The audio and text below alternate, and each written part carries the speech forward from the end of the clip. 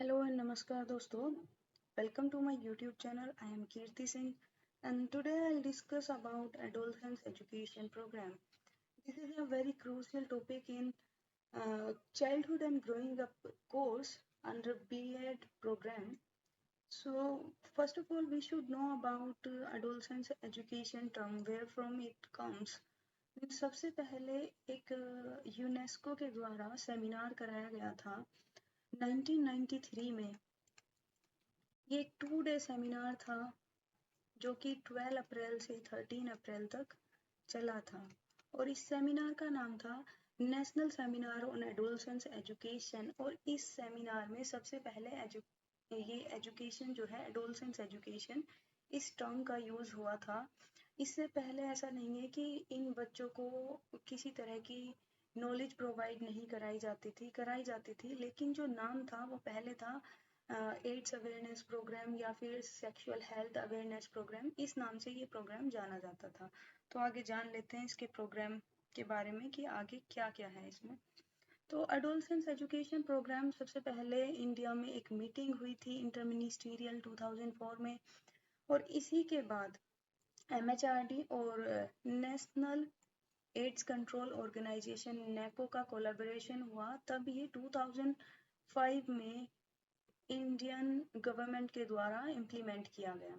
तो यहाँ पर एडोलसेंस एजुकेशन का मुख्य उद्देश्य क्या है कि जो बच्चे हैं इस एज ग्रुप के, एडोलसेंस एज ग्रुप के बच्चे हैं, उन्हें एक accurate and adequate knowledge provide करनी है. किससे रिलेटेड?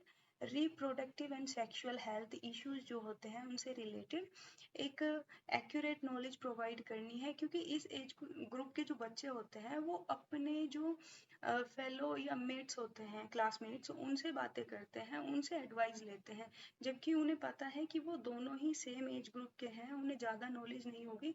इस वजह से क्या होता है, बच्चे कुछ गलतियां कर जाते हैं. तो यहाँ पर उनके इस तरह की हेल्थ को मेंटेन करने के लिए और उनमें अवेयरनेस प्रमोट करने के लिए इस एजुकेशन प्रोग्राम का इम्प्लीमेंटेशन हुआ था. और यहाँ पर कुछ बच्चों को लाइफ स्किल्स सिखानी होती हैं, डेवलपमेंट करना होता है. लाइफ स्किल्स मतलब जैसे कि डिसीजन मेकिंग स्किल्स हुई या फिर एनालिटिकल स्किल्स हुई, रेशनल थिंकिंग, ये सारी चीज़ें बच्चों को सिखाई जानी है, जिससे कि बच्चों का जो ये जो ARSH इशूज मतलब adolescence reproductive and sexual health issues होते हैं या फिर किसी भी वो रिस्की बिहेवियर में इन्वॉल्व हो जाते हैं, तो उससे किस तरह से बाहर निकल पाए या किस तरह से उनमें इन्वॉल्व ना हो, इन चीज़ों में अवेयरनेस रहे उनके अंदर. तो एडोलसेंस एजुकेशन प्रोग्राम जैसे कि मैंने पहले ही बताया कि ये पहले ही इम्प्लीमेंटेड था, लेकिन पहले क्या था कि स्कूल एड्स एजुकेशन प्रोग्राम के नाम से जाना जाता था. और ऐसा ये बहुत ही लिमिटेड टाइम पीरियड के लिए होता था अवेयरनेस प्रोग्राम, एक जो कि बस एक दिन के लिए होता था, 1 दिसंबर के दिन, वो भी एक साल में एक दिन, 1 दिसंबर के दिन. और अब ये प्रोग्राम क्या है, रीनेम कर दिया गया और एडोलसेंस एजुकेशन प्रोग्राम के नाम से अब ये जाना जाता है और एक इसका पर्टिकुलर टाइम फ्रेम आ गया है. तो यहाँ पर ये कुछ नेशनल एजेंसीज हैं जो इस पर वर्क करती हैं.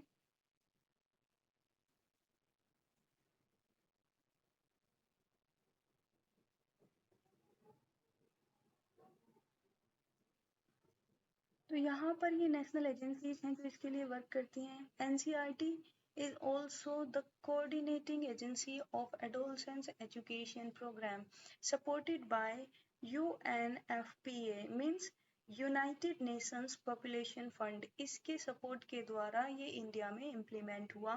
यहाँ पर 6 एजेंसीज हैं और ये बहुत ही ज़्यादा महत्वपूर्ण है, क्योंकि डायरेक्टली इनका नाम पूछ लिया जाता है कि कौन कौन सी एजेंसीज हैं जो इस प्रोग्राम के इम्प्लीमेंटेशन में हेल्प करती हैं. तो सबसे पहले है national council of educational research and training, NCERT, Council of Boards of School Education, National Institute of Open Schooling, Central Board of Secondary Education, केंद्रीय विद्यालय संगठन, and last one is Navodaya Vidyalaya समिति.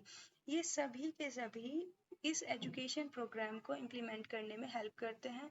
और ये इनका जो मेन फोकस होता है वो होता है सेकेंडरी स्कूल और सीनियर सेकेंडरी स्कूल.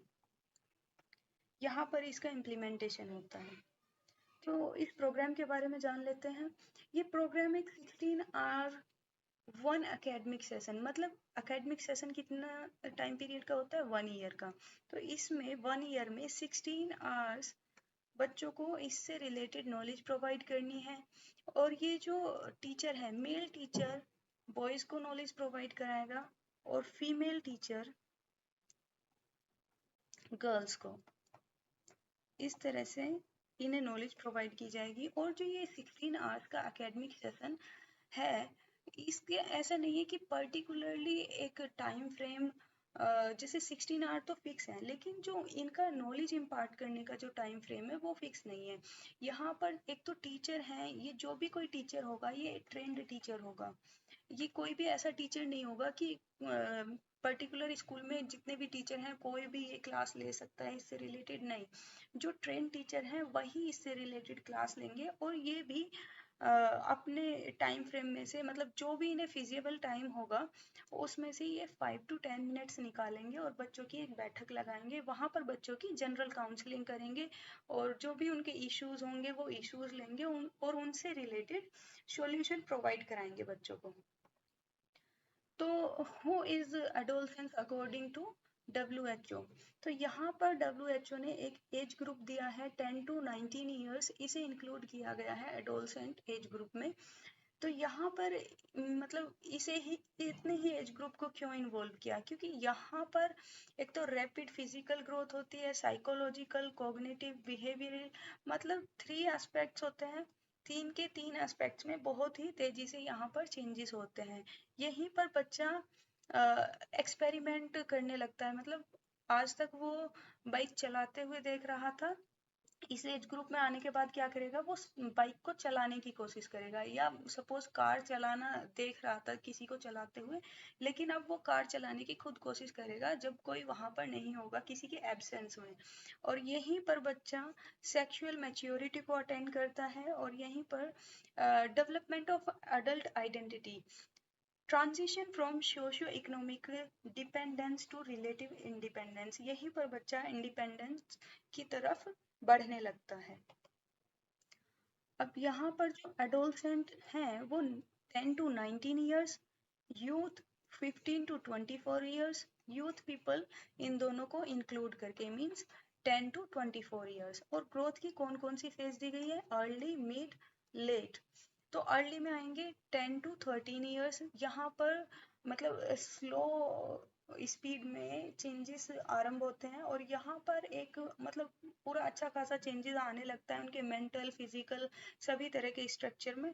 और यहाँ पर ये एडल्टहुड की तरफ बढ़ने लगते हैं। तो why to focus on adolescence? सबसे पहले तो जो हमारे वर्ल्ड की पॉपुलेशन है, सबसे ज़्यादा पॉपुलेशन जो है वो एडोलसेंट एज ग्रुप की ही है। और 2011 का जो डेटा है उसके अकॉर्डिंग जो हमारी पॉपुलेशन है 22% उसमें से एडोलसेंट एज ग्रुप के बच्चे हैं। तो इस एज ग्रुप में सबसे ज़्यादा फिजिकल, इमोशनल, मेंटल मीन्स तीनों एस्पेक्ट्स में बहुत ज़्यादा चेंजेस होते हैं। और यहीं पर बच्चों को बहुत ज़्यादा केयरिंग और सपोर्टिव एनवायरनमेंट की ज़रूरत भी होती है, क्योंकि जो इनका हेल्थ है वही नेशनल हेल्थ इंडिकेटर को बहुत ज़्यादा इफेक्ट मतलब अफेक्ट करता है। क्यों अफेक्ट करता है कि यही जो बच्चे हैं और 10 साल बाद यही पेरेंट्स बनते हैं। अगर इनके अंदर अवेयरनेस होगी तो क्या होगा, आने वाली जनरेशन की भी हेल्थ अच्छी होगी। और यही जो एज ग्रुप है यही सबसे ज़्यादा विनरेबल होता है सेक्सुअली ट्रांसमिटेड इन्फेक्शंस को लेकर, HIV एड्स को लेकर। इंडिया में बिलो 25 ईयर्स के जो 35% केसेस होते हैं वो मीन्स एड्स के जो 35% केसेस हैं वो बिलो 25 ईयर्स एज ग्रुप के हैं। तो यहाँ पर इनके जो हेल्थ वाइज है या फिर लार्ज नंबर पॉपुलेशन है और बहुत ज़्यादा मतलब बोल सकते हैं ये एक ह्यूमन रिसोर्स बढ़ने, ये वो पॉपुलेशन है जो इंडिया की ह्यूमन रिसोर्स बनने वाली है। तो इस पर बहुत ज़्यादा फोकस करना इसीलिए ज़रूरी हो जाता है। तो एडोलसेंस कंसर्न क्या क्या है, growing up concern, developing an identity, realism versus idealism, physical appearance, building relationships, resisting peer pressure. एक एक करके देखते हैं इनको। First is growing up concern. इसमें क्या होता है, बच्चे के अंदर बहुत ज़्यादा हार्मोनल चेंजेस होते हैं, जिसके कारण क्या होता है, एक्ने हो जाता है, पिंपल हो जाता है, और इन सब चीज़ों को लेकर बच्चा बहुत ज़्यादा वरीड रहता है। और changes in reproductive system are cause of worry as parents and teachers do not talk about this openly. क्या होता है हमारी इंडियन सोसाइटी में, जो बड़े लोग हैं वो ओपनली डिस्कस नहीं करते हैं इन सब चीज़ों को, तो बच्चों को नॉलेज कहाँ से मिलेगी इन सब चीज़ों की। वो एसेस करना चाहते हैं नॉलेज अपने पीयर ग्रुप से, और पीयर ग्रुप सेम एज के ही बच्चे होते हैं, तो उन्हें इतनी नॉलेज खुद को भी नहीं होती जो नॉलेज दे रहे होते हैं। इसके लिए ये प्रोग्राम बहुत ही ज़्यादा इम्पोर्टेंट हो जाता है, जिससे कि बच्चों को इस तरह की नॉलेज प्रोवाइड की जा सके। Developing identity. यहाँ पर क्या होता है, इस एज ग्रुप का बच्चा बहुत ही ज़्यादा कन्फ्यूज़न में रहता है। बहुत ही ज़्यादा कन्फ्यूज़न में इसलिए रहता है, अगर वो कोई बच्चे जैसी हरकत कर दे तो उसे कोई भी बोलेगा कि आप बड़े हो गए हैं। अभी चार लोग बातें कर रहे हैं, तो क्या होगा, ये बच्चा आके यहाँ पे बोल दिया तो इसे बोला जाएगा कि अभी आप छोटे हैं, इस तरह के डिस्कशंस में पार्टिसिपेट ना किया करें। तो यहाँ पर बच्चे को समझ नहीं आता कि वो बड़ा है कि छोटा है। Physical appearance. फिजिकल अपीयरेंस, यहाँ पर जो बच्चा है वो बहुत ज़्यादा वरीड रहता है अपने फिजिकल अपीयरेंस को लेकर कि मैं कैसा दिख रहा हूँ, मैं सुंदर दिख रहा हूँ, पतला दिख रहा हूँ कि मोटा दिख रहा हूँ, इस तरह से। तो इस तरह के बच्चों पर, मीन्स इस एज ग्रुप के बच्चों पर इस तरह का कोई भी कमेंट नहीं करना चाहिए जिससे इनके एस्टीम पर फर्क पड़े। इन्हें मोटा, पतला, काला या फिर छोटा इस तरह से नहीं बोलना चाहिए। इससे क्या होगा कि बच्चों के अंदर इंफीरियरिटी कॉम्प्लेक्स डेवलप हो जाएगा, और बहुत ही ज़्यादा फिर इन्हें ये हिंडर्स की तरह वर्क करेगा इनकी लाइफ में। Realism versus idealism. रियलिज्म क्या है कि जो दुनिया में भी चल रहा है, और आइडियलिज्म है कि जो उन्हें सिखाया गया था कि झूठ बोलना पाप है।